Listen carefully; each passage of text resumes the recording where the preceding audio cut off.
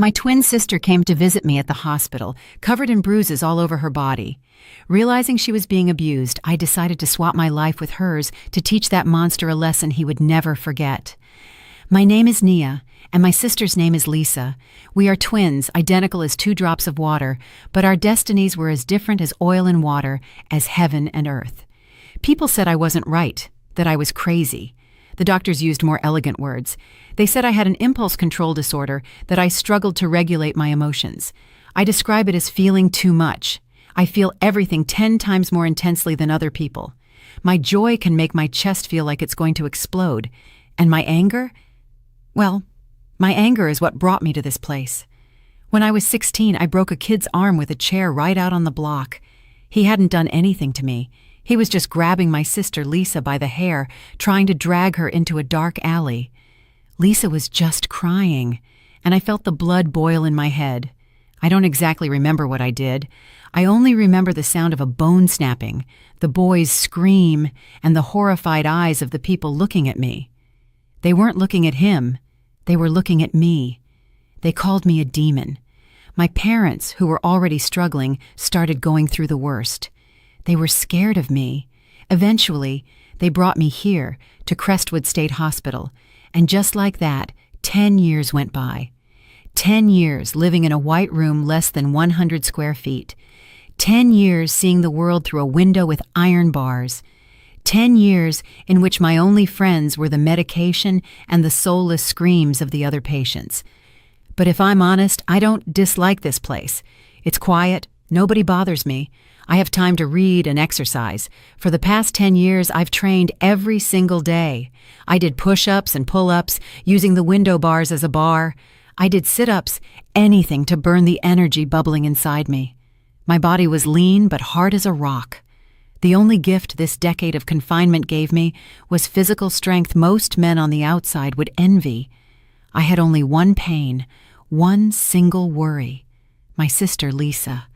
She inherited all our mother's kindness, and I inherited all our father's fierceness. She was soft as water, incapable of hurting anyone's feelings. The day they took me away, she cried until she ran out of tears. "Nia, it should have been me who left. I'm useless." I slapped her. The only time in my life I've ever hit her. "If you say that stupid stuff again, I'll break out and choke you. You have to live. You have to be happy. Live for both of us." She promised me she would. The following year, she came to see me with a man, saying they were getting married. His name was Darius Rakes. He was handsome and tall, but his gaze wasn't honest. His eyes darted around constantly, and when he looked at me, I felt a subtle sense of superiority and contempt. I gripped my sister's hand tightly. "I don't like this man. Think about it again, sister." Lisa just smiled sadly. "With my luck, it's a miracle anyone even wants to marry me. My parents are old, and he promised to take good care of me." I wanted to scream. I wanted to break the glass separating us, but what could I do? I was the crazy one. What weight could my words possibly hold? The wedding happened, and I couldn't attend. Lisa came to see me every month. She always brought a gift, like a box of fruit or some pastries. She talked about her new life. She bragged about being pregnant. She also talked about her daughter, Sky. Her voice struggled to sound cheerful. But I'm Nia, her other half. I knew she was lying. Every time she visited, she was a little thinner. The dark circles under her eyes were darker, and her smile was fragile and painfully forced. She always wore long-sleeved shirts buttoned up to her neck, even in the scorching heat of a July sun. I asked her several times, but she always said a married woman had to dress modestly. A lie. She was hiding something. Today was visiting day again. I waited from early morning. The sky outside was gray, just like my heart. I had a terrible feeling. The rage I'd suppressed for 10 years was starting to stir. It was like a hungry beast, crouching, waiting for just one drop of blood to fall. And I knew that today, that drop of blood was going to fall. I heard the dry click of the lock, and the heavy iron door opened with a screech. The instant Lisa walked in, I felt like someone squeezed my heart. The person in front of me wasn't the Lisa I knew. She was just an emaciated, fragile shadow. She wore an old blouse with worn shoulders and the collar pulled up to her chin. Despite the suffocating summer heat, she was dressed like this. Her hair was messy, her face sunken and pale, but what chilled my blood were her eyes. Where were my sister's clear, sweet eyes? Now, there were only 2 deep pits filled with despair, 2 dead, lifeless pupils, and beneath her left cheekbone, a faint, purplish bruise, clumsily concealed with cheap drugstore makeup. She forced a smile that turned my stomach. "Nia, how are you doing?" Her voice was weak and trembling, like a dry leaf. She set a basket of bruised oranges on the table, probably cheap ones she'd bought on sale at the market to save money. I didn't answer. I walked up and stood firmly in front of her. I raised my hand, and with my calloused fingers, I gently touched the bruise under her eye. She startled and stepped back, like a bird frightened by a bending branch. "Ah, it's nothing. I fell off my bike." "You fell off your bike?" I repeated, my voice ice cold. "You fall and only get a bruise on one eye? How do you have to fall for that to happen?" She stammered, lowered her head and wrung her hands. I looked at her hands. Her knuckles were swollen and red, her nails short and scratched. Were these the hands of someone who worked hard or of someone desperately defending herself? The anger began to rise. I took a deep breath, trying to keep my voice calm. "I'm asking you, sister, why are you wearing long sleeves in this heat?" "I don't like the sun. I'm a little weak lately." I couldn't take it anymore. I grabbed her wrist. She let out a little cry and tried to pull away. "Nia, what are you doing? It hurts." That "it hurts" was like adding fuel to the fire. Ignoring her pleas, I yanked her sleeve up, and then I saw it. The map of hell. My sister's thin, pale arms were covered in bruises, old, yellowish bruises, recent dark purple bruises, red and swollen marks. There were circular marks, as if she had been tightly squeezed with fingers, and long, thin marks, like from a whip or a belt. I released her hand. My entire body trembled, not from fear, but from rage. A consuming, demented rage I hadn't felt in 10 years. That bastard Darius! It wasn't a question. It was a certainty. Lisa froze. She stopped hiding it, and as if a dam had broken, she collapsed, covering her face and starting to sob. A long-held cry burst out, a sad, bitter weeping that filled the white room. "Nia, Nia, save me! Help me!" She crawled on the floor and clung to my legs. He hits me constantly. His mother, his sister, that whole family treats me worse than a dog. And he hits Sky, too. He hits Sky." That last sentence turned me to stone. That monster had hit Sky, my 3-year-old niece. I crouched down and lifted her. This time, she slumped into my arms, completely drained of strength. I looked at her tear-swollen face. I looked at those eyes identical to mine, now filled only with despair. "Stop crying." My voice was deep and raspy. "Crying doesn't solve anything. Tell me everything, from the beginning to the end. What has that bastard done to you? What has he done to Sky?" I sat my sister down on my single metal bed. I poured her a glass of water. She drank between sobs, and then she began to speak. Her desperate confession was a death sentence for that family. Lisa, sitting on the bed with trembling shoulders, shook the glass of water in her hands. With a broken voice that was choking in her throat, she began to speak. Every word she uttered was like a knife plunging into my heart. "At the beginning of the marriage, he behaved," Lisa began to recount, "at least in front of our parents. But when I moved in with them, that's when I discovered what hell was like." Her husband Darius was a gambling addict. Working as a simple warehouse worker, he earned a miserable wage, but every night he blew it all on sports betting and online casinos. "He spent all the money from our wedding in 3 months," she sobbed. "When I said something to him, he slapped me. It was the first time. 'What would you know, woman?' he said. 'It's my money. I'll do whatever I want.'" That slap was the start of a habit. If he lost money betting, he hit his wife. If he won, he hit her anyway, claiming it was her fault he hadn't won more. I clenched my fists so hard my nails dug into my flesh, but I didn't feel the pain. "But the worst part," My sister trembled. Wasn't Darius. It was his mother, my mother-in-law, Mrs. B. A terribly wicked and bossy woman. She looked at me like I was a bother, like a thief who'd stolen her son. She tormented me slowly. If I cooked, she complained it was too salty or too bland, dumping the whole pot into the organic trash and making me start over. Even if I cleaned the house 3 times, she said it was dirty. And that woman forced me to hand wash the whole family's underwear, even my sister-in-law's. I closed my eyes. The image of my sweet, timid Lisa crouched down, washing those filthy things, made me nauseous. And the sister-in-law, I growled. She was worse. Lisa shook her head. Trina got divorced, moved back with her son, and lives rent-free in her mother's house. She treated me like a maid. She left her clothes everywhere and ordered me to wash them. Her son, Julian, is a spoiled brat. He tormented Sky every single day. I opened my eyes abruptly. What did he do to Sky? Lisa started crying again. Sky is only 3 years old, Nia. Julian is 5. He took her toys, pushed her, and threw her to the floor. He even spit in her plate of food. When I said something, my sister-in-law came running and yelled at me. Who do you think you are to scold my son? Your daughter doesn't even have a father. And then she even encouraged her son to hit Sky.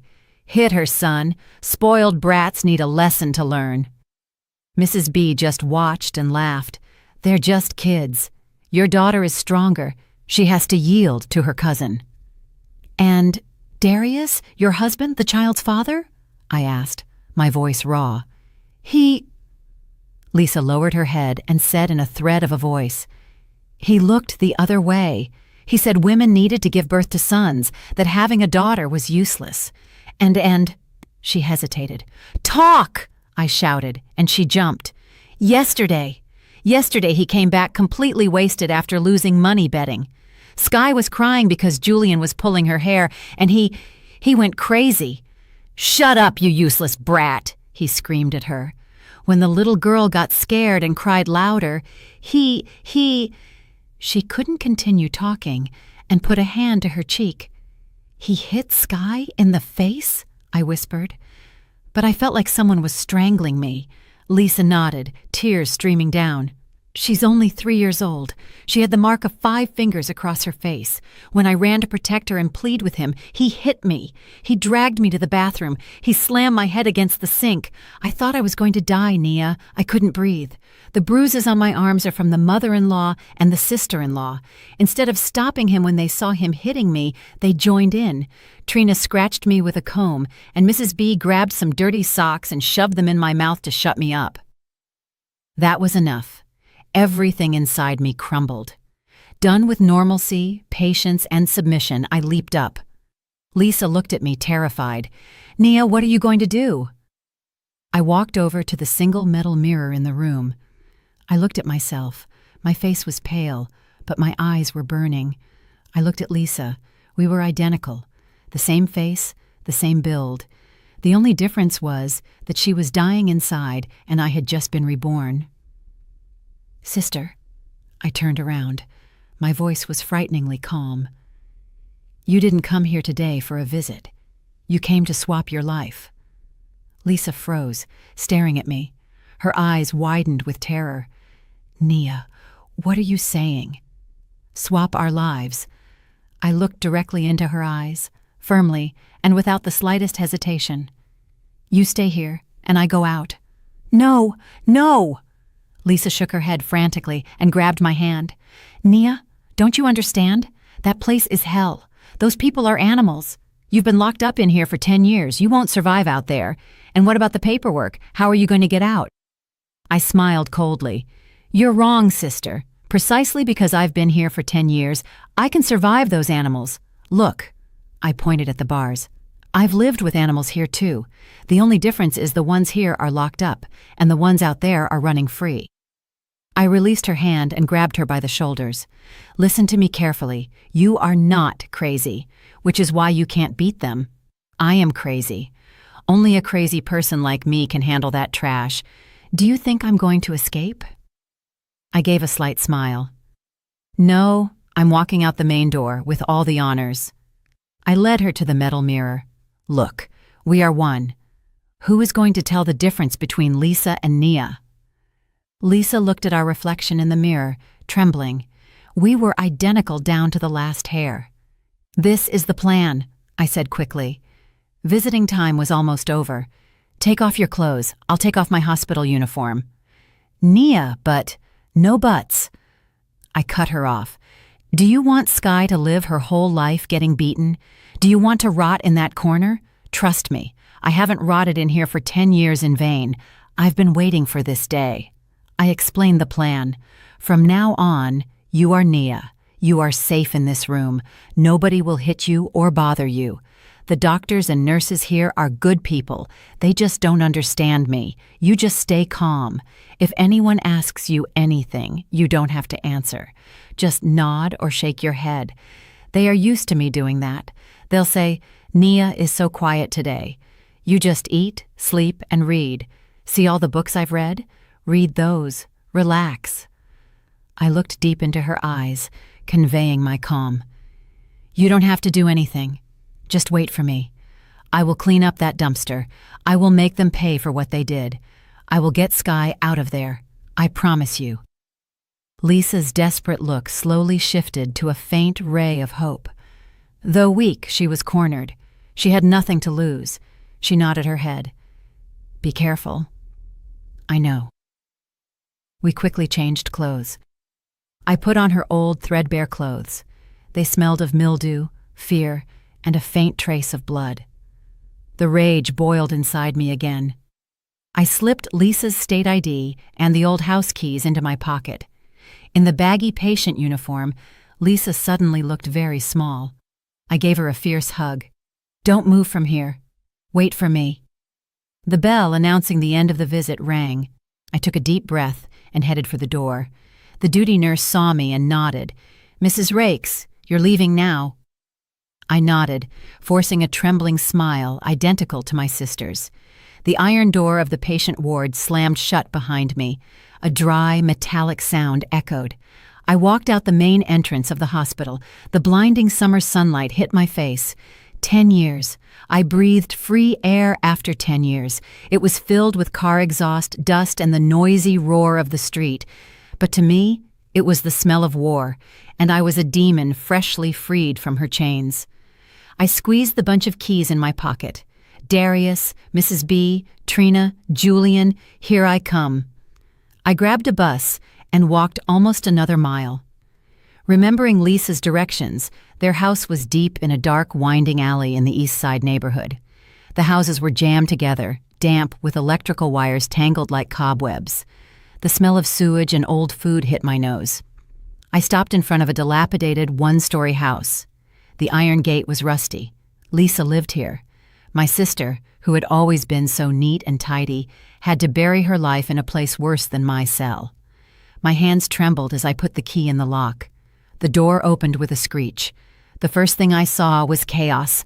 Clothes thrown carelessly over a chair, plates with leftover food on the table from lunch, attracting flies. The floor was sticky, and a sour, nauseating smell of laziness and filth permeated everything. And then I saw my niece, Sky. She was sitting in the darkest corner of the house, next to the leg of an old cabinet. She was skin and bones with pale skin. She wore an old dress that was too small, with a large tear in one shoulder. She held a doll, a headless doll. Hearing the noise of the door, she started. She looked up. Seeing her mother, she didn't run towards me. She shrank back and hugged the doll tightly with both hands. Her eyes were full of fear. The child was afraid of her own mother. I felt like my heart was breaking into 1,000 pieces. Damn animals. What had they done to a little girl? They had turned a 3-year-old into a frightened creature who feared even her own mother. I tried to soften my expression. I crouched down and forced myself to use a gentle, almost forgotten voice. Sky, Mommy is here now. The girl just trembled and stared at me. Come to Mommy. I held out my hand. The girl hesitated, looked at me, and then looked behind me as if waiting for someone else. And that someone spoke. That whore has crawled back already. A sour, malicious voice came from inside. Lisa's mother-in-law, Mrs. Bay, shuffled out. She was short and heavy, with ashen-colored skin. She wore loud floral pajamas and held a hand fan. "Where have you been all day, dragging yourself back now? Did you go see your crazy sister?" She spit on the floor right beside me. "Did you bring anything back to this house? Or are you just coming back again with that pathetic face to sponge off our food?" I slowly stood up, shielding Sky behind my back. I looked at her. I didn't say a word. I just stared. I drilled my eyes into her turbid, evil ones. I remembered this face. The old woman seemed to notice something was different. The daughter-in-law, who usually lowered her head and trembled when insulted, was standing tall today and daring to look her in the face. "What? What are you looking at?" She raised the fan and pointed at my face. "What bug bit you today? You want me to poke your eyes out?" I gave a very slight, slow smile. "Excuse me, mother-in-law. I didn't hear you clearly." My smile seemed to chill her blood. I... Before she could finish, another shrill voice interrupted her. "Oh, Mom, why bother talking to her? Tell her to make dinner. I'm starving." My sister-in-law, Trina, came out of the main room. She was just as heavy as her mother, with a face full of acne and messy, artificially blonde hair. Behind her, a chubby 5-year-old boy followed with an arrogant air. He was his mother's spitting image. "Julian! Julian!" Seeing Sky, he ran toward her. "Hey, you're playing with a doll! Give it to me!" He abruptly snatched the headless doll from her hands. Sky, frightened, burst into tears. "Give it back! Give it back, cousin! It's mine!" "I won't give it back. Your toys are mine." Julian raised the doll and threw it against the wall. "Who plays with this garbage?" He turned to Sky and shoved her hard. "Why are you crying? Shut up! If you cry again, I'm gonna really hit you." Sky fell onto the dirty floor. She was so scared that she stopped crying instantly. Only a choked sob escaped her throat. Mrs. B and Trina watched and laughed as if it were highly amusing. "That's my boy," Trina said, lifting her chin. "Men have to be strong like that, not like that little brat." My rage. Yes, there it was, roaring in my chest. 10 years of repression. It was over. The smile disappeared from my face. Julian, seeing that Sky wasn't crying, became even bolder. He walked over and raised his foot to kick her. "I told you to shut up, sass!" A hand grabbed his ankle midair. Julian lost his balance and fell backward, but his ankle was still firmly held. It was my hand. Suddenly, the house fell into a deathly silence. Julian's eyes were wide. He was used to abusing his cousin, used to his grandmother and mother always taking his side. Never had Sky's mother laid a finger on him. "Let go of me! Let go, you crazy witch! How dare you touch my leg!" He squirmed. Without a word, I squeezed a little. "Ow! It hurts! It hurts! Mom! Grandma! This ant is breaking my leg!" Julian started shrieking. Trina finally reacted. "My God, Lisa! What are you doing? Let go of my son right now!" She ran toward me, ready to scratch my face with her red-painted nails. Still holding Julian's leg, I raised my other hand and blocked Trina's arm. I grabbed her wrist. "Let go! Let go!" Trina struggled, but my hand was like a steel clamp. "Sister-in-law," I said with an expressionless voice, "you should raise your son better. He is a child, yes, but he cannot be a spoiled brat. If he touches Sky again—" I squeezed my hand. Both Julian and Trina let out a cry of pain. "The next time, I won't settle for just breaking one leg. Mom! Mom! Help me!" Trina screamed, terrified, calling her mother. Mrs. B finally snapped out of it. She trembled with rage. Her daughter-in-law, the one she hit and insulted daily, dared to rebel today. She dared to touch her daughter and her golden grandson. You are crazy!" Mrs. B grabbed a feather duster that was nearby. "You've gotten too big for your britches. Today I'm going to beat you to death." She swung the duster and started hitting my back non-stop. I didn't flinch. My back was used to worse pain at the hospital. I slowly released Julian and Trina. Mother and son quickly backed away. Mrs. B, seeing that I wasn't reacting, became even bolder. "I'm going to give you such a beating to knock that insolence out of you so you know your place." I slowly straightened up and turned to face her. The duster continued hitting my shoulders and chest. I raised my hand and grabbed the duster handle. Mrs. B, surprised, tried to pull it away, but it didn't move an inch. I looked at her. She looked at me. In her eyes there was anger. In mine, only cold emptiness. I pulled hard. Mrs. B stumbled forward. I snapped the duster handle in two. Crack! I threw the pieces at her feet. "Starting today," I said, "this house is going to have rules." I looked at the panting old woman, the sister-in-law massaging her wrist with a trembling hand, and the damn nephew who was whimpering. "It's time for dinner. What do we have tonight, mother-in-law?" Mrs. B, caught between fear and fury, stammered, The dinner. The rotten tilapia you brought from the market yesterday. Make a stew with it, very salty and dry, so we don't waste the money I feed your family with." There it was, the star dish Lisa had told me about, the salty fish stew she was forced to prepare and eat every time. "Yes, mother-in-law, I will."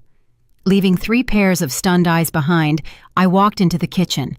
I saw the fish that gave off a rotten smell in a basin. With perfect calm, I cleaned it and put it to stew.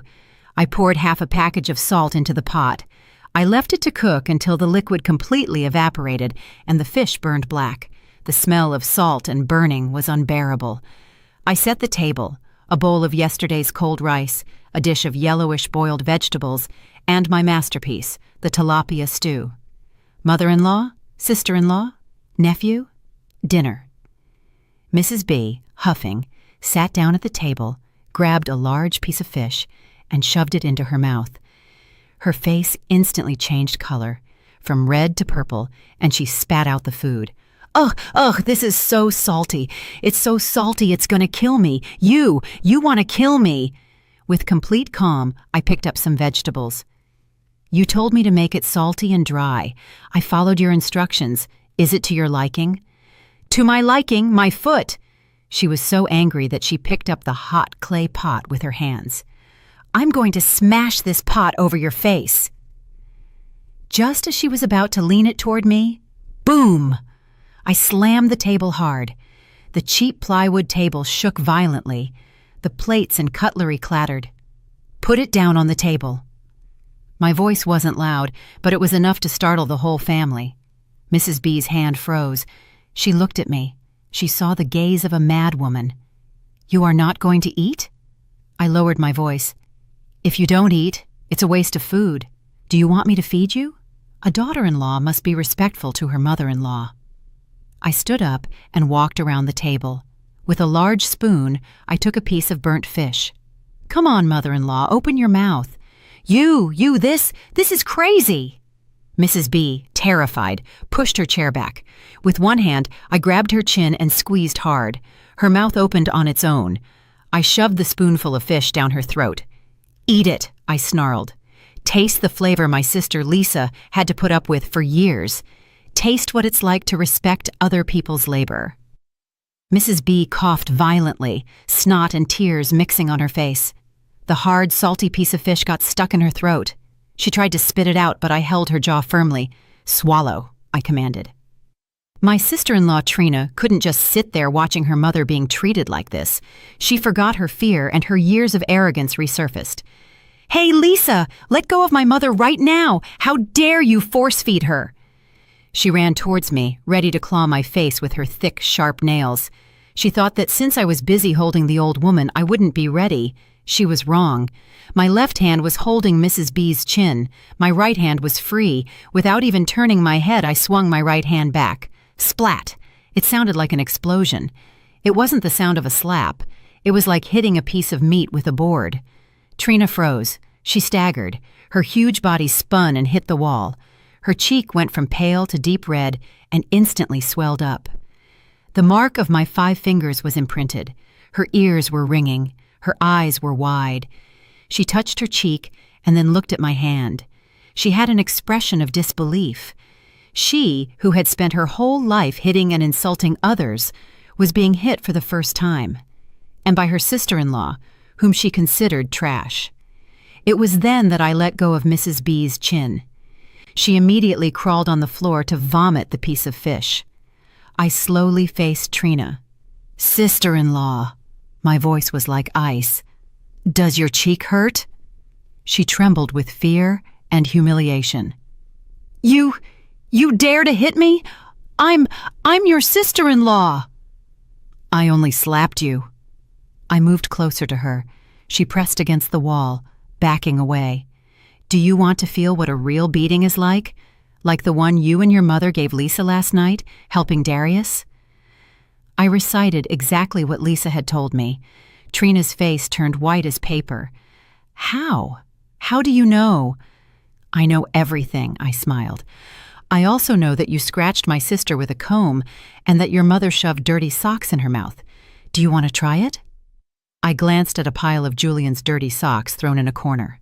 Trina let out a scream. She knew I wasn't joking. "No! No! You're a demon! You're not Lisa!" She fled and took refuge in her bedroom. The click of the lock echoed. She hid inside, barely able to breathe. Mrs. Bay, seeing her daughter flee, hastily crawled to her own room and slammed the door shut. Julian, seeing his grandmother and mother being hit, peed himself and, without making a sound, ran behind his mother. The house fell into an eerie silence. Only Sky and I remained, and the salty fish stew that was still steaming. I turned around. Sky was still sitting in her corner. She wasn't crying, she just looked at me with wide eyes. In her gaze, the initial fear had lessened, giving way to astonishment and a strange curiosity. My heart ached. I threw away the dirty spoon and went to the kitchen. I knew this trash never ate with Lisa and Sky. Lisa had told me that the old woman always hid the good food in a private fridge for herself. I opened the old fridge, just as I expected: chicken, ham, yogurt, fruit. I took out a cooked chicken drumstick and a yogurt. I also found the fresh rice that Lisa had hidden for her daughter. I heated it up. I put a generous portion of rice on a clean tray and shredded the chicken over it. I took it to Sky. "Eat, little one." My voice softened. "Eat until you're full. From now on, nobody will take your food. Nobody will hit you." I sat down next to her. Sky looked at me, trembling. Then she looked at the plate. The smell of chicken was delicious. She was hungry. Carefully, she took the spoon, ate a spoonful, and burst into tears. This time, it wasn't fear. She sobbed as she ate. I didn't console her. I just sat beside her, gently stroking her back in silence. "Eat, little one. Eat it all. Mommy is here." Sky finished the whole plate of rice and drank the yogurt. When she was done, she looked at me. She hesitated for a moment, then got up and wrapped her arms around my neck. A weak hug, but enough to surprise me. "Mommy," the girl whispered. "Mommy's a little different today." I hugged her back. "Mommy has just decided not to be afraid anymore." That night, I slept hugging Sky. The girl slept deeply. How long had it been since she had eaten until she was full and felt safe? But I didn't sleep. I stayed awake, listening to the snoring coming from the next room, the husband snoring. Ah, no, he hadn't come back yet. Those snores were the rats in the adjacent room. I was waiting. Lisa had told me, the husband, Darius. His shift ended at 11 o'clock at night, and he always came home completely drunk. Exactly at 11:30 at night, I heard the noise of a motorcycle engine in the alley, followed by the screech of sharp braking. Then the sound of stumbling steps and a string of curses. "Damn! I lost again! I lost everything! Open the door!" Darius, the monster, was back. Sky, who was sleeping in my arms, was startled and hid her head in my chest. I soothed her. "Hush, sleep. Mommy is here." Boom! The front door was kicked open. I hadn't locked it. A tall man stumbled in. He was a head taller than me. He smelled of cheap alcohol, tobacco, and sour sweat. His work clothes were disheveled and greasy. His eyes were bloodshot. This was the demon who had tormented my sister.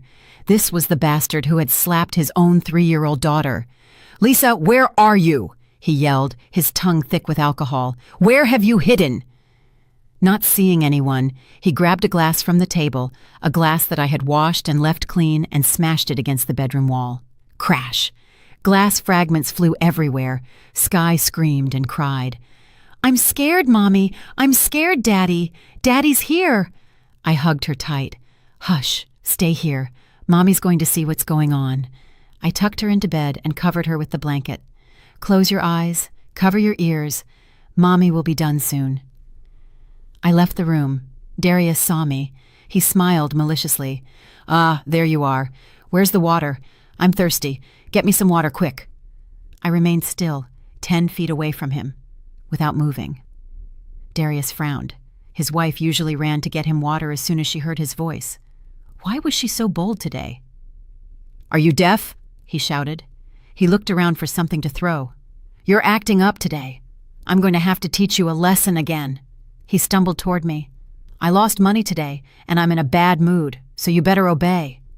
He raised his hand. A familiar slap. The same one he had used to discipline Lisa for the past 7 years. The same one he had hit Sky with the night before. "I'm going to give you a beating so that—" His thick, hairy arm swung toward me, but it stopped in midair. I had grabbed his wrist. Darius was stunned. His eyes widened. He tried to pull free, but he couldn't. His wrist was trapped, as if in a steel vise. He looked at me, then at my hand gripping his wrist. "What are you doing? Let go of me!" He started to realize something was wrong. He was drunk, but he wasn't stupid. How could the weak Lisa, the Lisa who wouldn't hurt a fly, have such strength? "Let go of me!" he yelled, and with his other hand, he threw a punch at my face. It was a drunk's punch, but strong enough to break a normal person's teeth. I still held his wrist firmly. I simply tilted my head, and the punch grazed my ear. Darius was even more perplexed. He had missed. "Honey," my voice was eerily sweet. "Tired from work?" You bitch!" He sensed danger and tried to pull free, but I squeezed harder. Crack! A dry, short sound, the sound of a wrist bone dislocating. Darius let out a scream of pain that instantly sobered him up. "Ah, my hand. What did you do to my hand?" He collapsed. I didn't release him. I lifted him up. "Hitting has become a habit, hasn't it?" You are not Lisa. Who are you?" he hissed. "I'm your wife," I smiled. "The same one you love to smash against the sink." I slapped him. Splat! This wasn't my sister's slap. It was my slap. A slap charged with 10 years of contained rage. The big man staggered and hit his head against the wall. He fell to the floor, face down. His cheek was swollen and bleeding. He was dazed. A woman had hit him. "Mom, Trina, help me!" he shouted, terrified. "Save me! Lisa! Lisa has gone crazy! She's hitting me!" In the 2 bedrooms, not a sound was heard. Mrs. Bay and Trina heard him, but neither dared to open the door. They trembled behind their doors. Despite the cries of their son, their brother, cowardly rats. Darius realized no one would come to save him. The pain, the humiliation, and the remaining alcohol turned into rage, the fury of a man whose pride had been trampled. "You dare to hit me? I'm going to kill you!"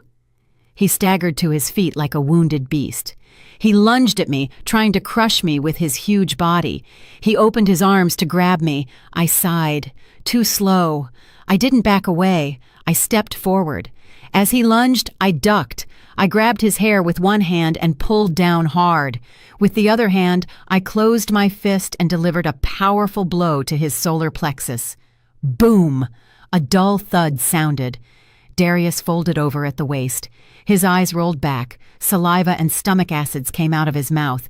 He couldn't even scream anymore, only gasped with his mouth open. I was still holding his hair. "This," I whispered into his ear, "is for Sky." I lifted his head by the hair. "And this," I slapped him again, "splat, is for my sister, Lisa." I dragged him. He was corpulent, but now he was like a broken sack of potatoes. I dragged him to the bathroom. The narrow, dirty bathroom. "You like slamming your wife into the water, huh?" I filled the sink with water. I grabbed his hair and shoved his head under. "Refreshing, honey." Darius writhed like a pig in a slaughterhouse. The dirty sink water bubbled. I held his greasy hair firmly. I shoved his head into the water. I gave him a second to breathe, then shoved it back under. "Refreshing, honey," I whispered. My voice was eerily sweet. "Is the water cold? You loved dunking Lisa's head, didn't you? You heard her pleas. You saw her despair. Gulp, gulp. Help!" He could barely articulate a word before the water filled his mouth again. I yanked his head up. His face was pale, his eyes rolled back. Snot, saliva, and sewer water were dripping off him. He was trembling. The drunkenness was gone, leaving only absolute terror. He looked at me as if seeing a ghost.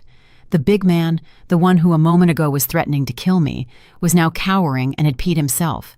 The smell of urine was unbearable. I frowned. "Gross." I released him. Darius fell to the bathroom floor, coughing and vomiting. He vomited the alcohol, the food, even the bile. I looked down at him with cold disgust.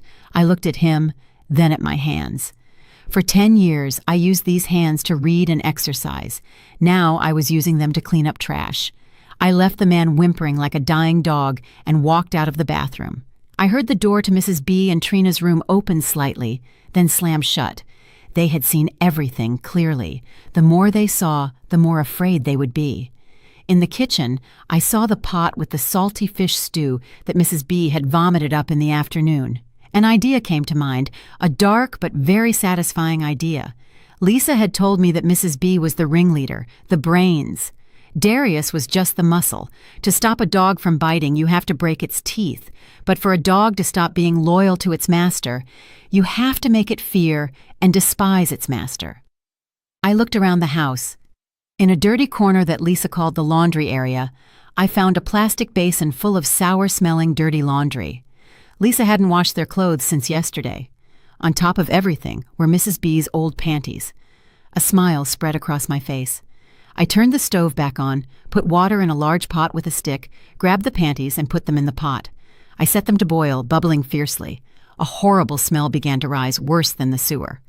Meanwhile, Darius had crawled out of the bathroom. He dragged himself to the door of Mrs. B's room.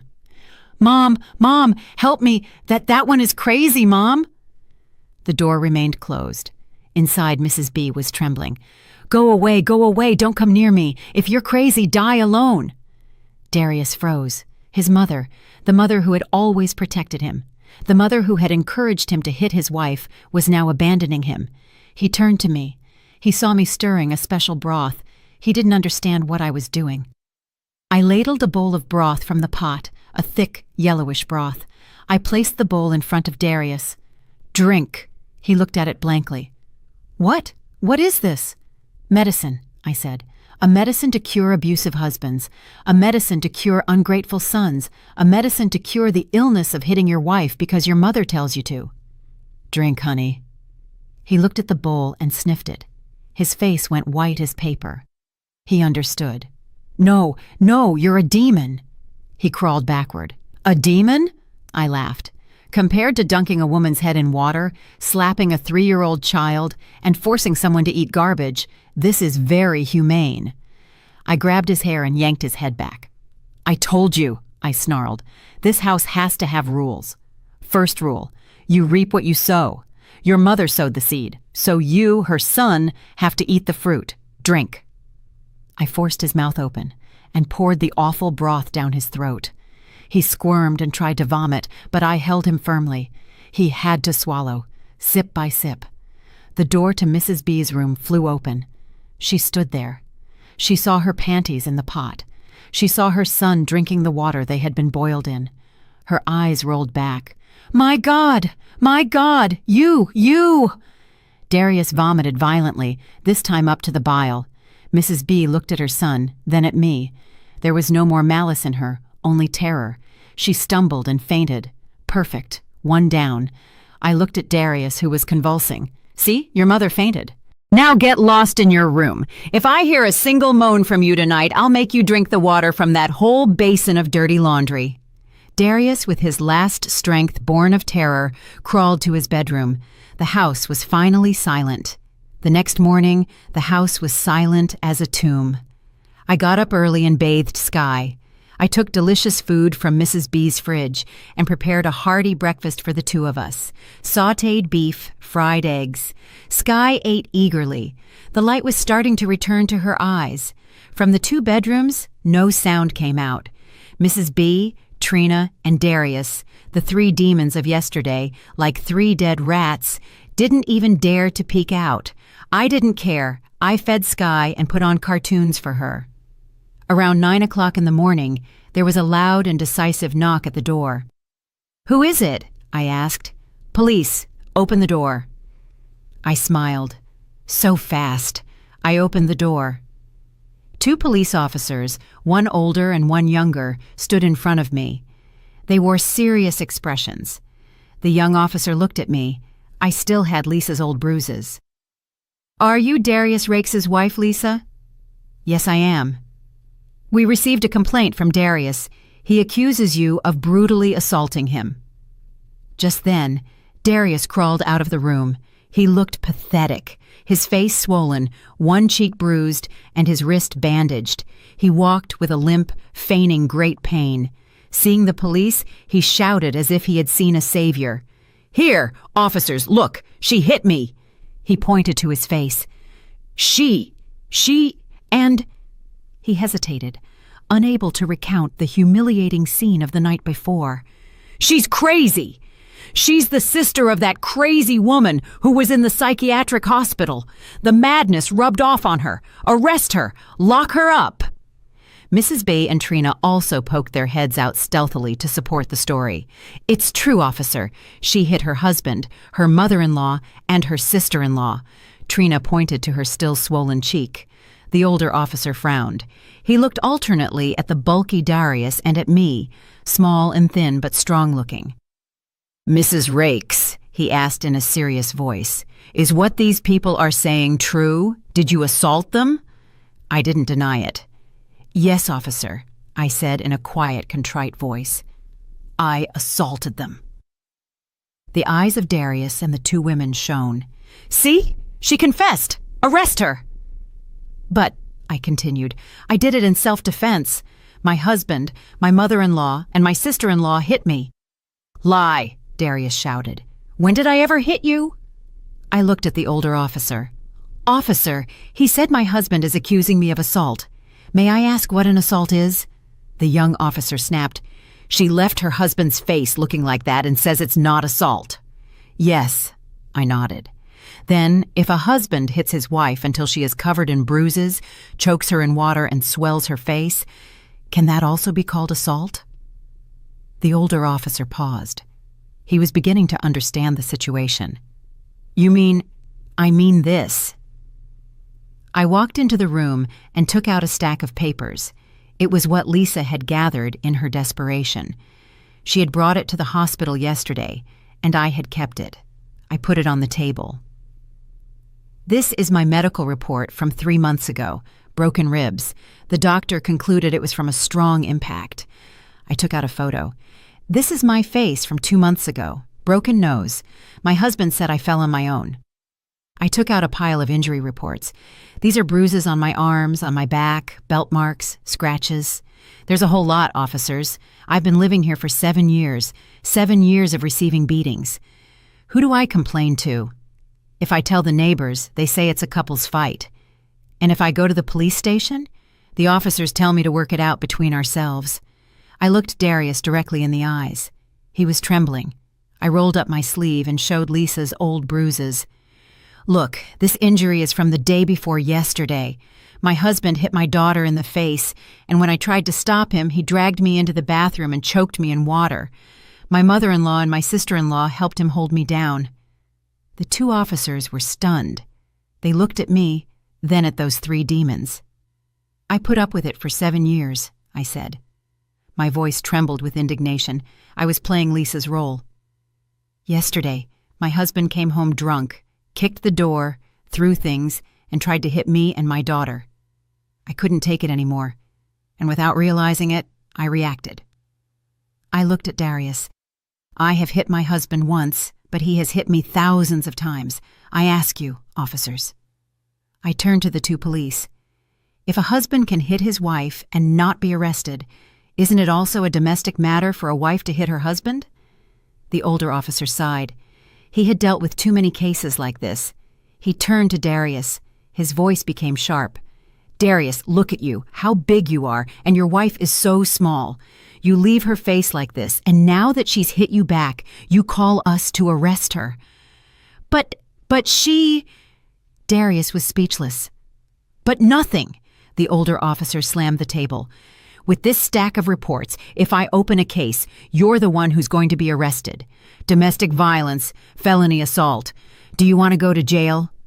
Darius's face turned ashen. I'm warning this family. The officer pointed at the three. Live like decent people. Don't make us come back here. Next time, there won't just be a warning. He turned to me and said in a softer voice, Mrs. Rakes, if that man hits you again, come directly to the precinct with these reports. We'll take care of it. Understood? Thank you, officer. I bowed my head and sobbed. The two police officers left. Darius, Mrs. B, and Trina stood there, stunned. They looked at me. Now there was a mixture of fear and hatred in their eyes. They realized the law was not on their side. And I knew they wouldn't stop. They would use other methods. Darius had lost, humiliatingly.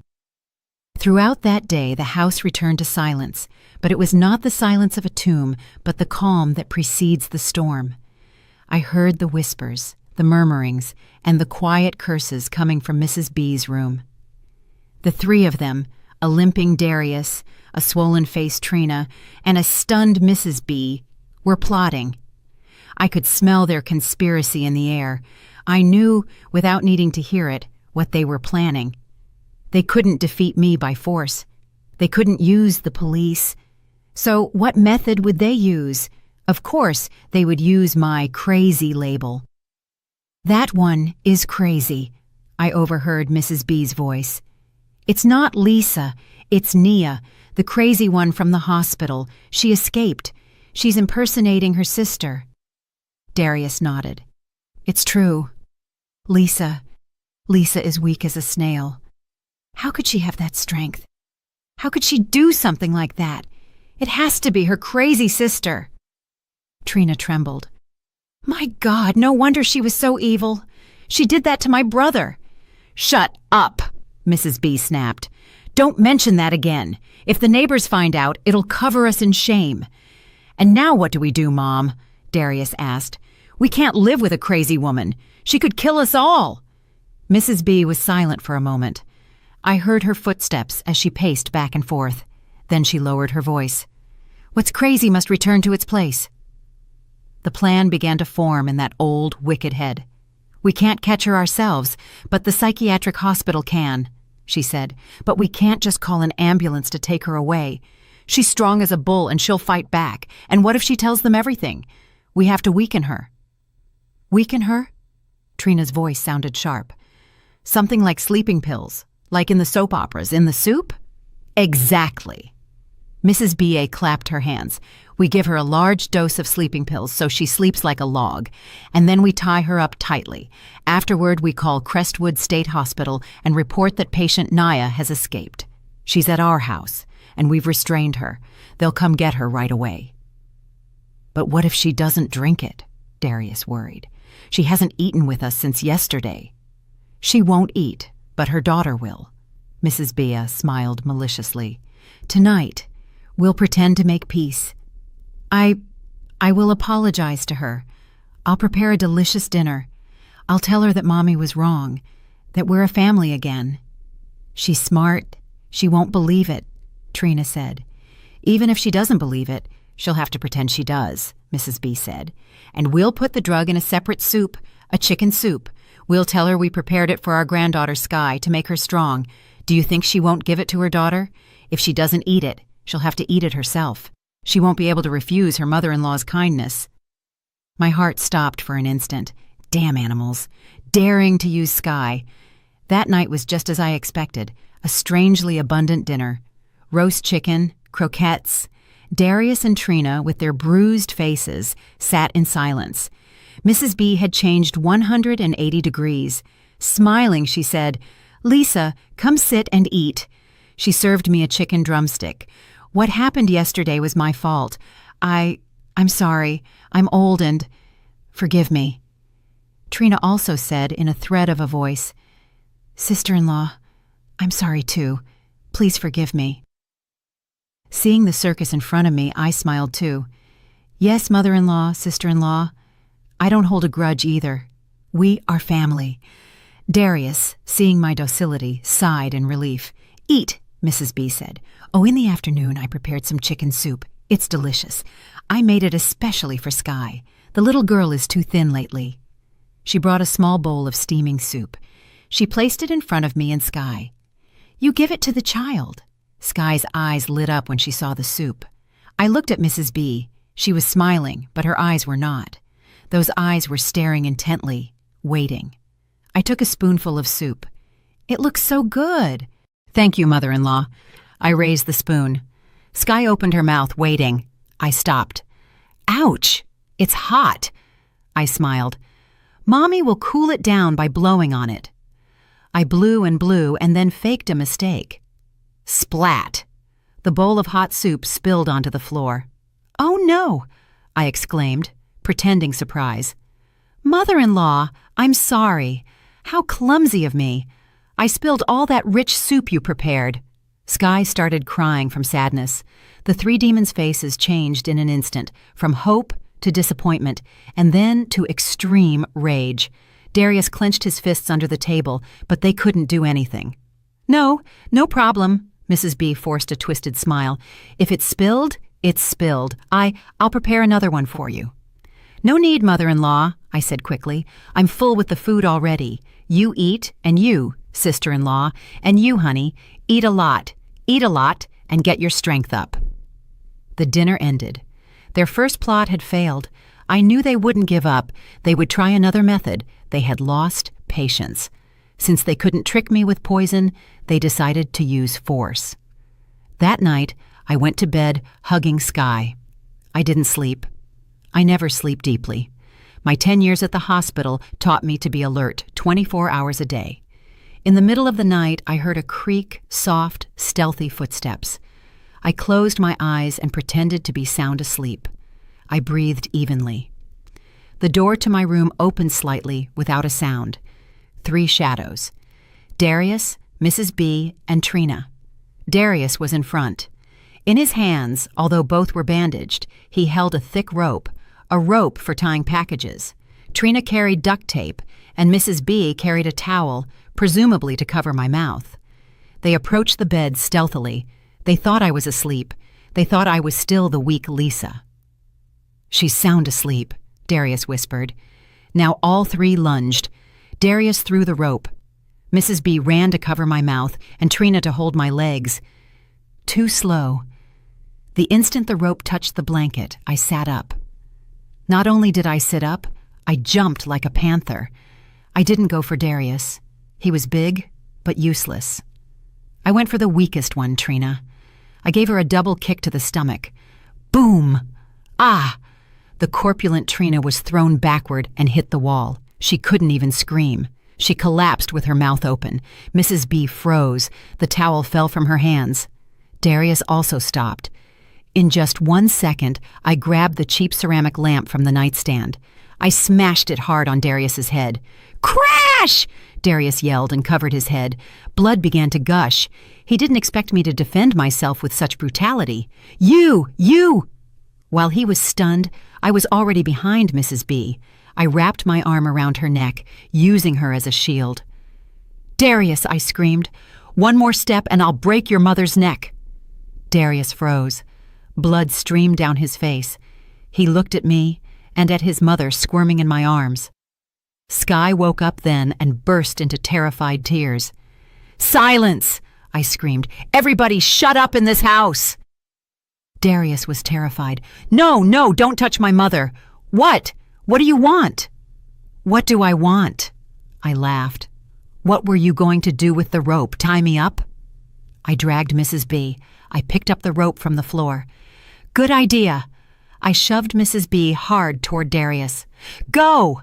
She fell into her son's arms. I walked closer. Darius, covering his head and holding his mother, backed away. He was afraid of me. You! I picked up the rope. You like playing hide and seek? Okay, I'll play with you. Trina finally let out a moan. Help! Shut up! I yelled. Everyone go to the living room right now.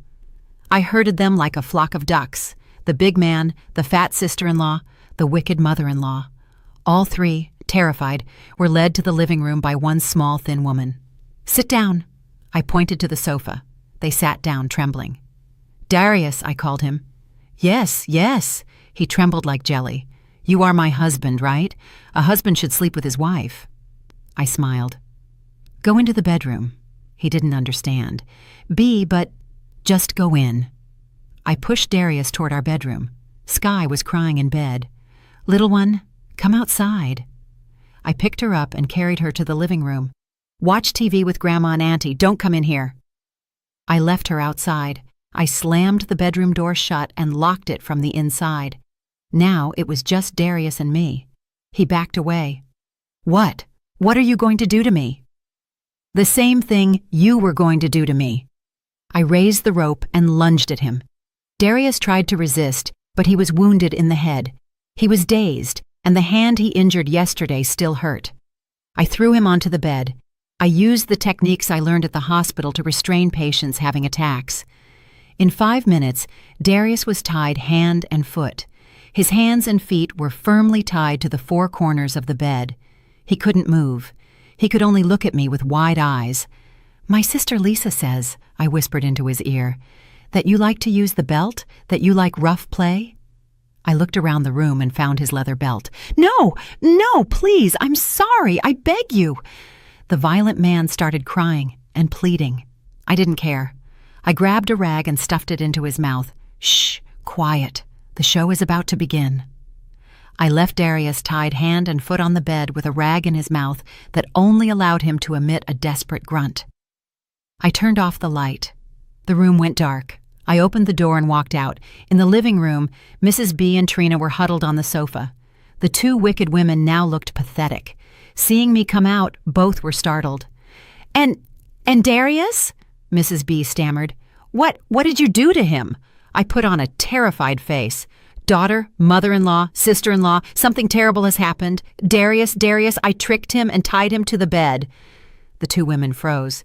"I used all my strength. I lured him to let me tie him up, but he's so strong that he's about to break the ropes." I put on a masterful performance. I pretended to be scared. "If he breaks free, he'll kill me. He'll kill us all. Mother-in-law, sister-in-law." Mrs. B and Trina looked at each other. They weren't stupid. They were doubtful. Is that true?" Trina asked suspiciously. "You really tied him up?" I nodded. "But I can't hold him. Come and help me. He insulted me and he insulted you two too. He said that when he breaks free, he'll beat us all to death. He's crazy." The doubt in the 2 women's eyes slowly turned into a wicked glint. They hated me, but they were also afraid of Darius, and they hated the humiliation he had put them through. If Darius was truly tied up, this was their chance, an opportunity to vent, to teach him and me a lesson. They wouldn't think Darius was tied up and enter to hit him, or they could think that the one tied up was me. I had to make sure. I tied him up, but he's too strong," I repeated. "Tied up?" Mrs. B stood up. "You mean tied to the bed?" "Yes, hold him tight," she said. Her eyes gleamed. I'm going to teach him a lesson. How dare that damn fool scare his own mother?" It turns out she also hated her useless son, Darius, who had brought her disgrace. She wanted to take the opportunity to tame him again. No, this scenario isn't funny. I have to change it. I have to make them think that the one in bed is me. I shook my head. No, it's not like that. I tricked him, but he tied me up." I said the opposite. "What?" The 2 women were perplexed. I screamed. "Darius is so strong he grabbed me and tied me to the bed. He wants to kill me. Mother-in-law, sister-in-law, help me. He just hit his head and he's not in his right mind. Now he's looking for a knife." Yes, this scenario is more credible. Mrs. B and Trina's faces lit up. The daughter-in-law tied up, the crazy son looking for a knife. This was an opportunity fallen from the sky. "She's tied up?" Trina sneered. "Great, very good. Where is she tied?" Mrs. B asked. Her hands trembled with excitement. In the bedroom, very tight. I can't move. I'm sobs." "Mom," Trina turned to Mrs. B. "It's our chance. Let's give that whore a beating to knock the insolence out of her." "Yes," Mrs. B nodded. "She dares to hit me and make my son drink that garbage?" She gritted her teeth. "Get a stick. Today I'm killing her with a beating." Trina ran to the kitchen and brought a hard wooden mop handle. Mrs. B grabbed a bamboo cane she used for hanging clothes. "The room is dark," I said, trembling. "Better in the dark," Trina said triumphantly. "That way we hit her without her knowing who did it." The two women, armed and bloodthirsty, headed for the bedroom. I backed away and hid in a corner. I grabbed my cell phone. I started video recording mode. The red light came on. "Open the door," Mrs. B ordered. I opened the door, trembling. "Mother-in-law, sister-in-law, help me," I moaned. "Help you? Ask for help in hell." The two women ran into the dark room. They only saw the silhouette of a person tied up in bed, writhing and emitting a muffled groan. They thought it was me. "Die, you crazy whore!" Trina was the first to act. She raised the mop handle and began to hit the figure on the bed with all her might, mercilessly. "Boom, boom, boom! You dare to hit me? You dare to slap me?" Mrs. B was not far behind. With the bamboo cane, she hit his legs and sides. "I'm going to knock that insolence out of you so you know who's in charge in this house." Boom, splat, boom. The sound of the sticks against the flesh. The sound of bones. I think I heard the sound of bones breaking. Darius, gagged, couldn't scream. He could only emit a choked moan. Ugh, ugh. But the more he groaned, the more the two women believed it was me suffering, and the more they tormented him. "Scream! Scream louder! I'll show you how to shut up." I was standing at the door, recording clearly. When I had been recording for about 5 minutes, I saw that Darius was no longer writhing. He stayed still. I decided that was enough. I walked in and turned on the light. The cold, white fluorescent light flooded the room. Mrs. B and Trina stopped, sticks in hand. They blinked and saw that the person tied up in bed, bloody and gagged, was Darius, their son, their brother. "Ah!" Trina was the first to scream. She dropped the stick and backed away, her face pale as paper. Mrs. B was stunned. She looked at Darius, then at me. I was standing at the door with the phone in my hand, the red recording light still blinking. "You hit well, mother-in-law." I smiled. "Hit harder. I have it all recorded. You and your sister-in-law just committed a felony assault, an organized crime with weapons against your own son and brother." I held up the phone. "With this video, I can say that Darius kidnapped me, and that you, trying to rescue me, mistook the person. Will the police believe that?" Mrs. B staggered and collapsed. This time she didn't faint.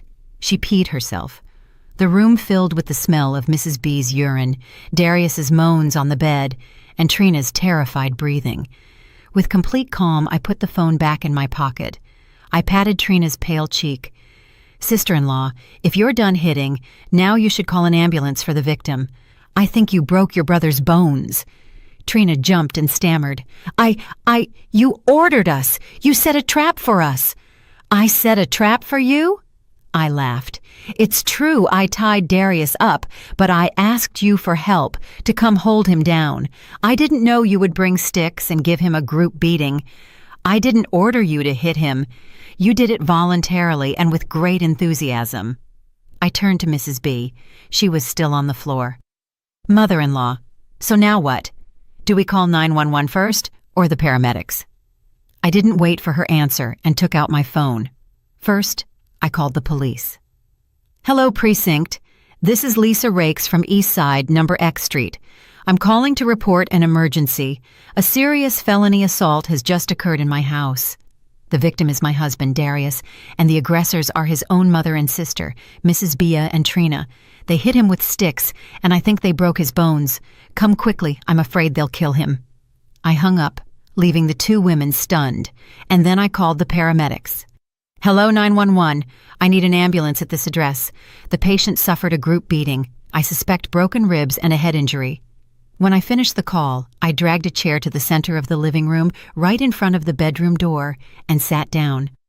I crossed my arms and waited. Mrs. B finally reacted.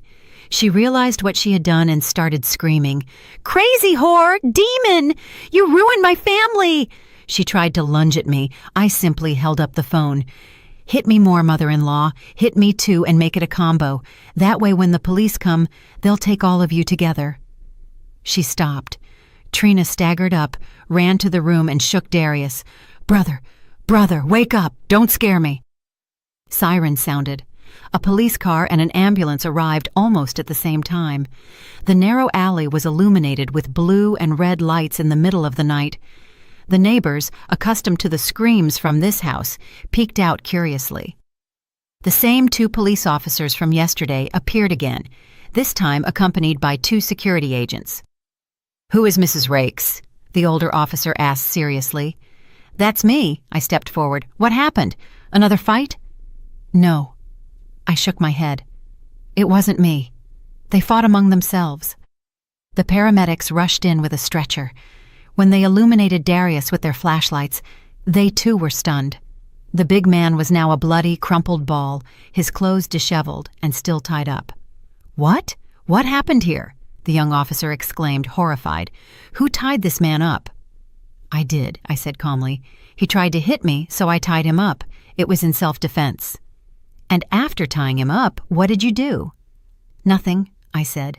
"I simply went out to ask my mother-in-law and my sister-in-law for help. I told them Darius was tied up and to come help me." "Lie!" Trina shouted from the room. "You tricked us! You said you were tied up!" I shrugged. "She can say whatever she wants now. I have proof. Darius." At that moment, after an officer cut the ropes with a knife, Darius whispered weakly, "My side hurts. Mom, Trina." He pointed at the 2 women with his finger and fainted. The paramedics quickly moved him to the vehicle. One of them told the police, "He's in serious condition. He has at least 2 broken ribs and a head injury." The older officer turned around. "Mrs. B, Miss Trina, what happened here?" She tricked us," Mrs. B started to wail. "She's a crazy woman. She escaped from the hospital. She tricked us into hitting my son. Officer, she is the instigator." "Yes," I nodded. "I am crazy. Are you going to believe me, or would you prefer to see this?" I turned on my phone and played the video. The 4 police officers and the security agents crowded around to watch. They saw the dark room clearly. They heard my moan. "Mother-in-law, sister-in-law, help me!" And they also heard the 2 women's curses. "Die, you crazy whore! You dare to hit me? I'll show you how to shut up!" They clearly saw Trina hitting mercilessly with the mop handle and Mrs. B hitting without compassion with the bamboo cane. The older officer's face went from serious to ashen. He had been doing this for decades, but such a brutal scene of a mother and sister hitting their own son and brother was beyond his imagination. He turned off the video. "Enough!" He turned to the 2 women with a face cold as ice. "Mrs. B, Ms. Trina, we have the video as evidence. We also have the testimony of the victim, Darius. Both of you will have to accompany us to the precinct." "I'm not going! I'm innocent! She tricked me!" Trina squirmed. "Whether you're innocent or not, you will declare that at the precinct." The young officer pulled out the handcuffs. "Officers, assist me." Mrs. B, seeing the handcuffs, went pale and fainted. "Really fainted? No problem. The paramedics are right there," the older officer said. "Put her in the ambulance and wake her up. When she wakes up, bring her to the precinct." It was chaos. Trina was taken away while screaming and cursing, making a ruckus throughout the alley. Mrs. B was taken away on a stretcher like a sack of potatoes. The neighbors muttered and watched. My God! At the Rake's house, the mother and daughter hit the son. How barbaric! And the daughter-in-law was so good. Karma is karma. I stood at the door watching them, with Sky in my arms. The little girl had fallen asleep at some point. I smiled. Justice is sometimes quite effective. The next morning, the house was strangely silent. Darius in the hospital, Mrs. Bay and Trina in the lockup. According to news from the precinct, the felony assault charge with clear evidence meant the two women would be detained for at least 7 days for investigation. They could only get out if the victim, Darius, dropped the charges. But right now, Darius probably preferred to be in the hospital than to come home. So, in this hellish house, only Sky, Julian, and I remained. The boy was sleeping in his mother's room. In last night's chaos, no one had worried about him. He woke up in the morning and saw that neither his grandmother, his mother, nor his Uncle Darius were there. He came out and saw me preparing breakfast for Sky. "Where's my mom?" he asked with his usual arrogance. "And Grandma? Why are you making fried eggs? Those are mine." He tried to lunge at the table. Sky, seeing Julian, instinctively shrank back and hugged her plate. I put down the frying pan, turned around, and stood in front of Julian. "Good morning, Julian," I said calmly. "Get away! Where's my mom?" he yelled. "You hit my mom! I'll tell Grandma! Grandma will beat you up!" I crouched down to his level. "Julian, listen to me carefully." I no longer called him nephew, but used a firmer tone. "The police took your mother and your grandmother away." Julian stopped. "Lie." "I don't lie." I looked him directly in the eyes. "Your mother and your grandmother did something bad. They took sticks and hit your Uncle Darius until they broke his bones. That's why the police came, put handcuffs on them, and took them away. Now they have to be in jail." Julian's arrogant expression transformed into bewilderment, and then into fear. No matter how spoiled a child is, without adult protection, he is very weak. No, you're lying. My mom and Grandma—" He started to whimper. "They are in jail because they did something bad, just like you." "Me? What did I do wrong?" he yelled, veins popping in his neck. "You abused Sky," I said, my voice still calm.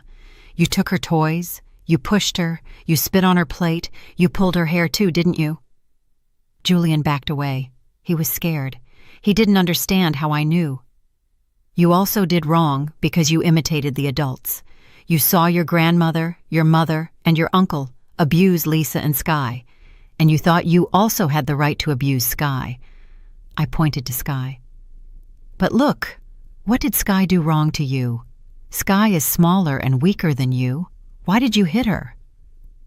Julian went silent and lowered his head.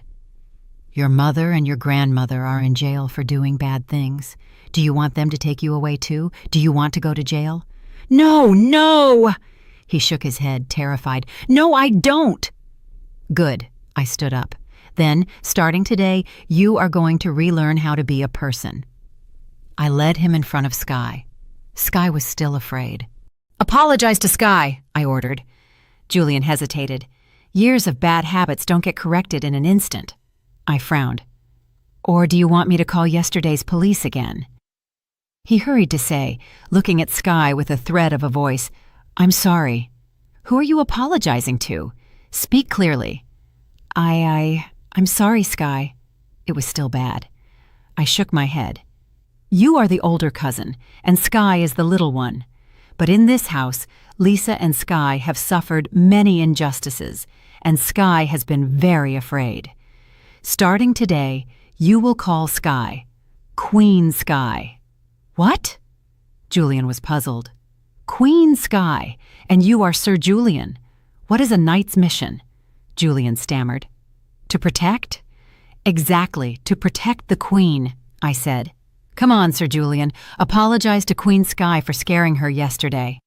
Julian, although he feared me, seemed to find this game of Queen and Knight quite cool. He took a deep breath. "Queen Sky, Sir Julian apologizes to His Majesty." Sky was surprised. She looked at me, at Julian, and then burst into laughter, a clear, crystalline laugh that echoed in this house for the first time. Julian, seeing the Queen laugh, felt a little less scared.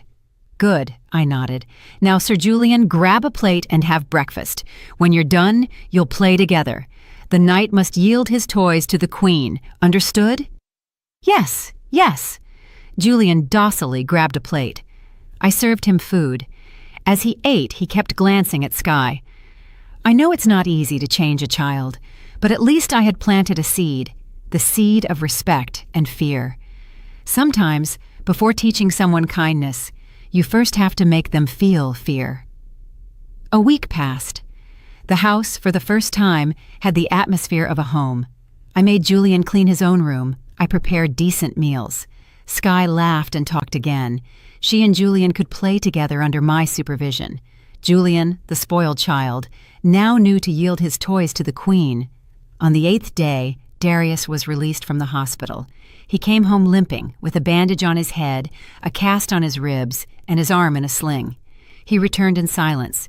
Seeing me reading in the living room, he was startled and froze at the door, not daring to enter. "Come in, honey," I said without looking up from the book. "What are you afraid of?" "It's your house." Darius entered, trembling, looked around. The house was spotless. His daughter, Skye, watching TV, had gained weight and had better color. His nephew, Julian, was coloring beside her. "Queen Skye, Sir Julian is hungry," Julian said. "Knight, wait a bit. Her Majesty is finishing watching this cartoon," Skye responded cheerfully. Darius's eyes widened. He didn't understand what was going on. He limped to his room and closed the door. He didn't dare to cross me. He now knew he was the most useless being in the house. Beaten by me, beaten by his mother and sister, he could no longer hold his head up. 2 days later, after completing the 7 days of detention, Mrs. B and Trina were released. Not because they were innocent. They were released because Darius dropped the charges. He was afraid of having to live alone with me if his mother and sister went to jail. He thought it was better to bring back those 2 beasts than to face me, the demon. The 2 women returned looking pathetic. 7 days in lockup had been hell for them, who had never known hardship. Their hair was greasy, their clothes smelled bad, their arrogance and wickedness were gone, leaving only tiredness, fear, and a hidden hatred. They saw me and kept silent. They saw the cowering Darius and also kept silent. No one spoke to each other. This family was now completely broken. That night, I was tucking Skye into bed. The door to my room opened, and Darius, Mrs. B, and Trina entered, limping. I put a finger to my lips and said, "Shh, the child is sleeping." I went out to the living room and sat down in a chair. "What's the matter?" Darius, Mrs. B, and Trina looked at each other, and then something happened that I never would have expected. Mrs. B, that wicked mother-in-law, knelt down. "Mom?" Darius and Trina exclaimed, stunned. "Shut up!" she snapped. She raised her head and looked at me. Her cloudy eyes were now filled with weariness, humiliation, and pleading. "Lisa or Nia," she said in a hoarse voice. "I don't care who you are. I beg you. Please, I implore you." Trina, seeing her mother kneeling, burst into tears and knelt too. "Sister-in-law, I beg you, please save this family." Darius, with his broken ribs, couldn't kneel, but he bent as much as he could. "Forgive me. I'll give you a divorce. Please leave. We'll give you whatever you want, but please go away." The entire family that had tormented my sister for 7 years was now begging me on their knees to disappear from their lives. Seeing them, I felt more emptiness than satisfaction. "All right," I said. "We will divorce." Hearing the word divorce, the 3 of them sighed with relief, like death row inmates receiving a pardon. Mrs. B quickly said, Yes, divorce. Tomorrow we'll arrange the papers. You pack your bags and go." "I should go?" I arched an eyebrow. "Mother-in-law, do you think this is that simple?" I stood up and started walking.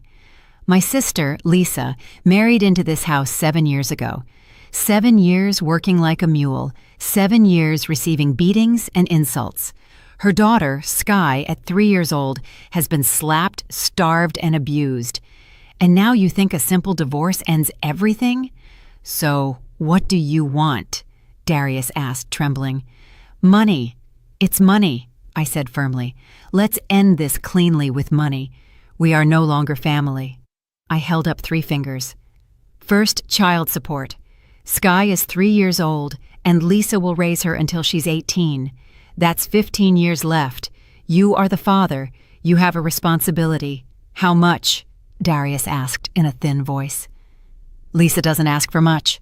$2,500 a month for food, school, and medical expenses. $2,500 a month for 12 months over 15 years is $450,000. Let's make it $350,000 paid in one lump sum." "$350,000!" Trina screamed. "You're a thief! Where are we going to get that money?" I ignored her and raised 2 more fingers. Second, marital assets. When they married, my parents gave Lisa $100,000. Lisa gave all of it to you, mother-in-law, to pay the mortgage on this house. Now that they're divorcing, that money has to be returned, plus $30,000 my sister earned working for 7 years. That makes a total of $130,000. "Better kill us," Mrs. Bay shouted. "We don't have that much money in this house. You're cornering us." "Cornering you?" I smiled coldly. "Compared to what you did to Lisa, this is very humane." I raised another finger. "And finally, third, compensation for moral damages. 7 years of assault, choking, fractures, inhuman insults. The price of that pain." I looked Mrs. B directly in the eyes. $140,000, I concluded. Child support of $350,000, house money return of $130,000, compensation for moral damages of $140,000, total $620,000, and the divorce papers signed by Darius.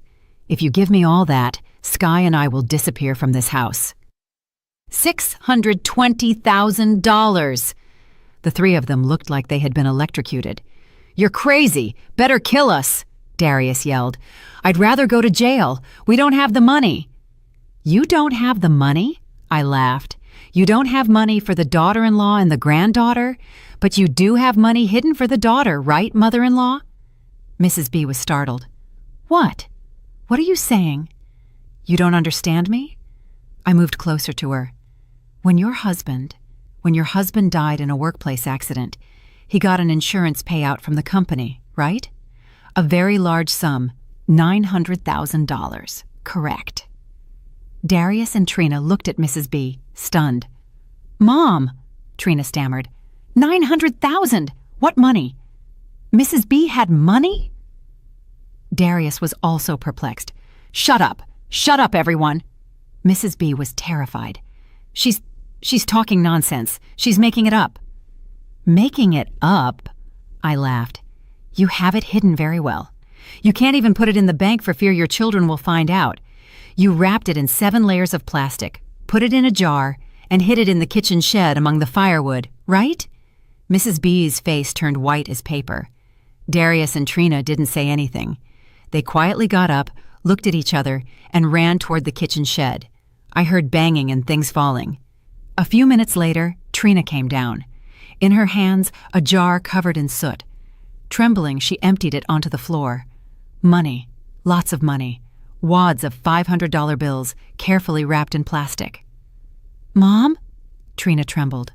"Money. It's real money." Darius looked at the pile of money, then at Mrs. B. "Mom, you hid the money from me? You let me get deep into debt? You let me lose money gambling while you had $900,000? "Trina," Mrs. B yelled, "I was saving it for you two.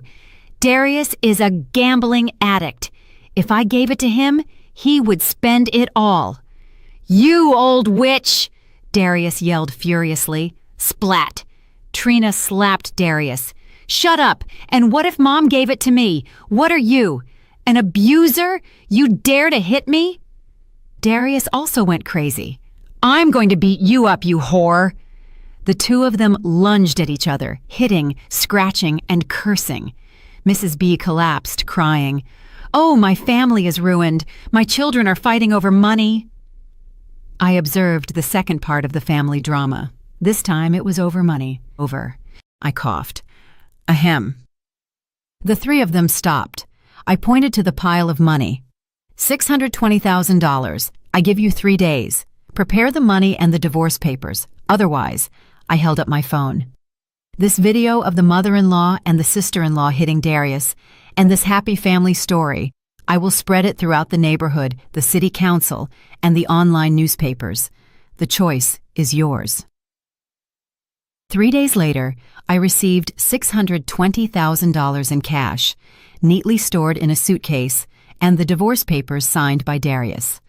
The 3 of them had faces full of bruises. It seemed the war for the rest of the money, after my share of the $900,000 had been very intense in the last 3 days. "Here is the money, and here are the papers," Mrs. B said in a tired voice. Now go. Disappear from our sight." Without a word, I counted the money and kept the papers. I returned to the room and collected Sky's things, which I had already prepared the day before, a small suitcase. "Sky," I picked the girl up in my arms, "say goodbye to this place.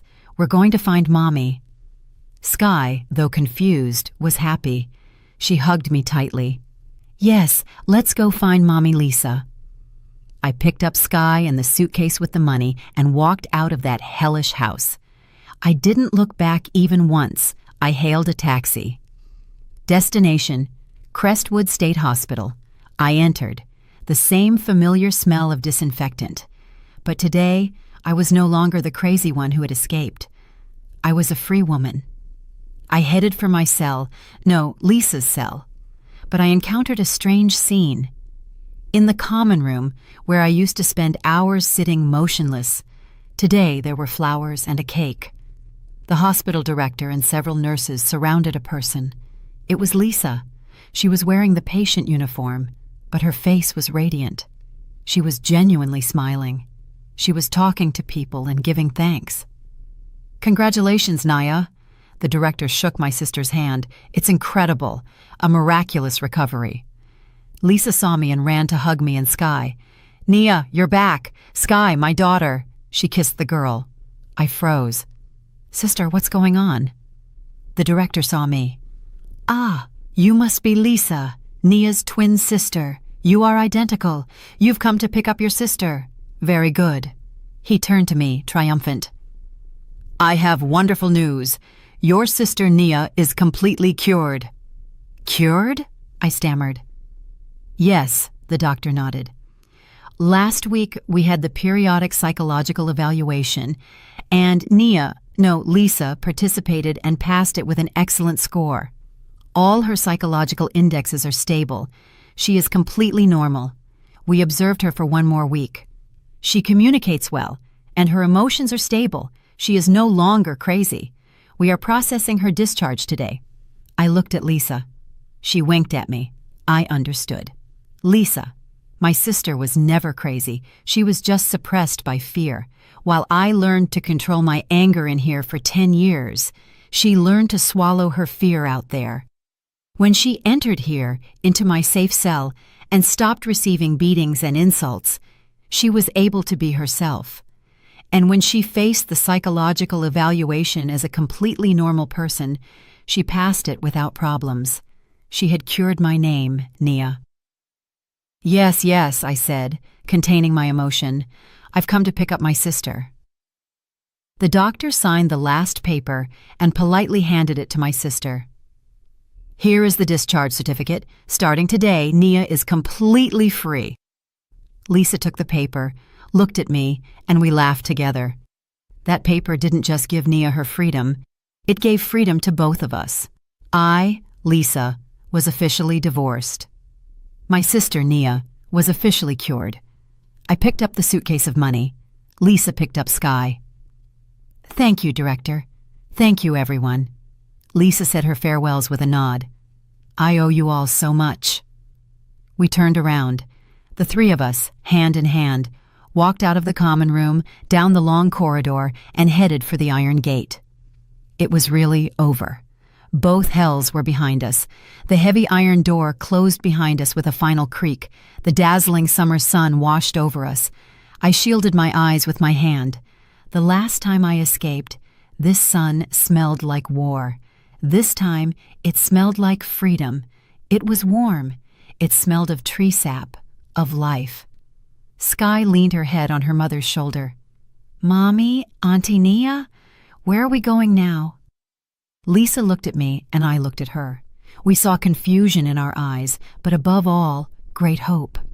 "We," Lisa said. Her voice was still trembling. "We are going home." "Home?" I asked.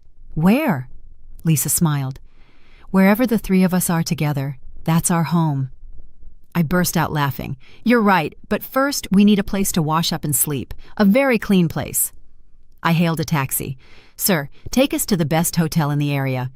We rented a large hotel room with a bathtub and white sheets. When the room door closed, separating us from the noisy world, Lisa finally relaxed. She put Sky on the floor, collapsed, and burst into tears. She sobbed, as if vomiting up the 7 years of humiliation, beatings, and fear that had settled into her bones. I sat next to her in silence and hugged her. Sky, too, with her small arms, hugged her mother and me. "Mommy, don't cry. Auntie Nia and Sky are here." We hugged like that, crying and then laughing. After a good bath, we ordered room service, lots of food, roast chicken, soup, cake. The three of us ate a decent meal for the first time without fear or worry. Sky smeared cake all over her face and laughed out loud. Her crystalline laugh, like spring water, cleansed the darkness from our hearts. That night, I put the suitcase of money on the table. $620,000. "Sister, this is your money and Sky's," I said. Lisa shook her head. "It's not just our money. If it weren't for you, my daughter and I would probably be dead. Nia, you saved my whole life." "We saved each other." I took her hand. "Now we have to live. Live very well, for our parents too." The next day, we went shopping. The first thing we did was throw away all the old clothes. I threw away my patient uniform. Lisa threw away the threadbare clothes from her married life. We bought new clothes, cheerful, colorful dresses. We also bought nice clothes for Sky. We looked like three completely different people. We didn't buy a house immediately with the money. We knew we needed time to settle down. I rented a small apartment in another neighborhood, far from that dark alley. An apartment on a high floor, full of sun. We decorated it ourselves. We bought a new bed for Sky and a very large bookshelf. I told Lisa, "For 10 years my only friends were books. Now I want to read all the books in the world." Lisa. She rediscovered her passion. She used to be very good at sewing. She bought a sewing machine. She started making dresses for Sky, making curtains. Our little house became cozier every day. Sky started going to daycare. At first she was shy, but she soon made friends. She was a smart and affectionate child, and she was no longer afraid. One afternoon, at sunset, I was sitting on the balcony reading a book. Lisa was making dinner in the kitchen. It smelled of fish stew, but this was a fish stew made with love, not the salty stew of hatred. Sky was coloring. Lisa brought out a plate of fruit. "What are you reading?" "A law book," I smiled. "I think I should know some things." "Are you still angry?" Lisa asked cautiously. I closed the book and looked at the glowing sky. "Yes, I'm still angry. Angry at that trash, angry about the 10 years I was locked up, but—" I turned to her. "That rage doesn't burn me anymore. Now it's like an ember that reminds me how strong I was, and that I will never again let anyone trample on my sister, my niece, or myself." Lisa smiled. "Nia, you no longer need to be crazy or act strong. Here, you just have to be Nia, my sister." I nodded. I understood. My madness wasn't a disease, it was resistance. The madness wasn't in me, but in that family, in those soulless beings. We didn't flee from madness, we simply escaped the cage of the beasts. I looked at the smiling Lisa, at Sky humming a song. 10 years in the dark were for seeing a single sunrise. Although late, still dazzling, our new life had just begun. You know, for years people called me crazy. They locked me away, thinking that because I felt too much, I didn't belong in this world. But sometimes, feeling too much is the only thing that keeps you human. If I hadn't felt every bit of my sister's pain, if I hadn't let that pain burn in me, maybe I never would have had the courage to act. I didn't just fight for Lisa or for little Sky. I fought for every woman who's ever been silenced, every soul who's ever been told to endure. Looking back now, I realize that strength isn't about how hard you hit. It's about how deeply you love, even when love hurts. It's about refusing to let fear control you. Sometimes you have to become the storm so others can finally see the light. And you know what? I'm not ashamed of what I did. Because for the first time, Lisa and Sky can wake up without fear. For the first time, that little girl can laugh instead of flinching. Maybe justice doesn't always come wearing a badge or holding a gavel. Sometimes it comes wearing your face, the face of someone who's had enough. If there's something I've learned, it's this: no one deserves to live in silence. You can stay quiet and let the pain eat you alive, or you can stand up even shaking and say, "No more." The moment you do, the world starts to change, even if it's just your small corner of it. If you agree with me and enjoyed my story, show it by giving this video a like. Let's see how many of us are out there. I'm curious, which city and what time are you listening from? Write it in the comments. If you'd like to support me on my journey, you can send a small donation. Thank you for listening and for sharing your precious time with me. For more life stories like this, you can check out other videos on my channel and subscribe. On the screen, you'll see 2 new stories I'm sure you'll love. Click one and start watching right away. Love to you all.